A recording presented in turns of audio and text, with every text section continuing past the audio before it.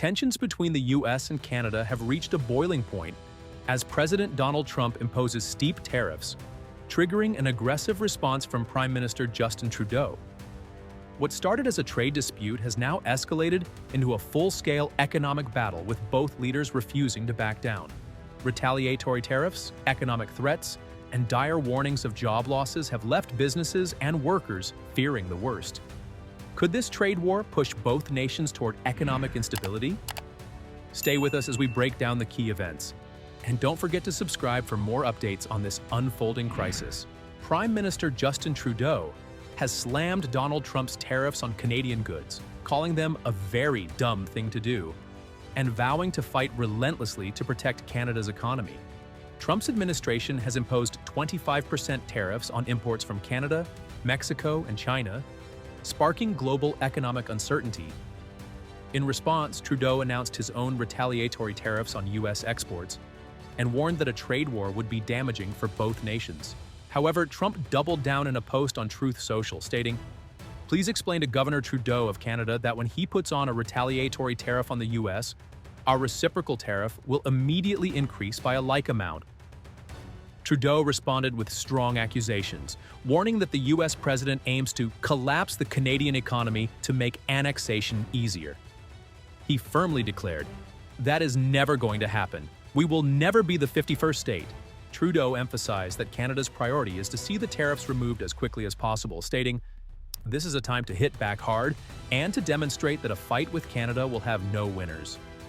Trump justified the tariffs as a means to protect American jobs and industries, linking them to efforts to prevent illegal migration and drug trafficking. He specifically cited the opioid crisis, blaming foreign countries for the influx of fentanyl into the U.S. Trudeau dismissed this reasoning, pointing out that less than 1% of fentanyl intercepted at the U.S. border comes from Canada. His stance was echoed by Mexican President Claudia Sheinbaum, who called Trump's tariffs unjustified and promised retaliatory measures. Economists warn that these tariffs will drive up consumer prices in both the U.S. and Canada. John Rogers, an economics professor at American International University, noted that food prices, especially imported fruits and vegetables, would be among the first to rise. Additionally, oil and gas imports from Canada could become significantly more expensive. "This is kind of sticking your finger in the eye of your neighbor," Rogers said, warning that everybody is a loser in a U.S.-Canada-Mexico trade war. In response, Canada has announced a 25% tariff on $155 billion, while use $107 billion worth of American goods.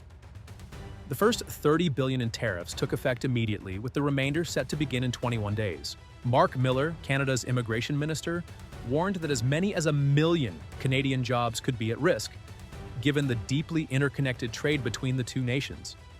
The auto industry in particular faces severe challenges, as parts often cross the border multiple times during production and could now be taxed repeatedly. Ontario Premier Doug Ford predicted that auto assembly plants would shut down on both sides of the border as a result of the tariffs. He also proposed cutting off Canadian electricity exports to the U.S., which currently powers 6 million American homes. Additionally, Canada has begun removing U.S.-made liquor from store shelves and banning American companies from bidding on government contracts. Meanwhile, China, facing its own increased tariffs from Trump, has vowed to retaliate with its own economic countermeasures, targeting U.S. agricultural and food products. As trade tensions escalate, the stakes continue to rise. Will this economic battle lead to a resolution, or is a prolonged trade war inevitable? Let us know your thoughts in the comments, and don't forget to subscribe for more breaking news and analysis.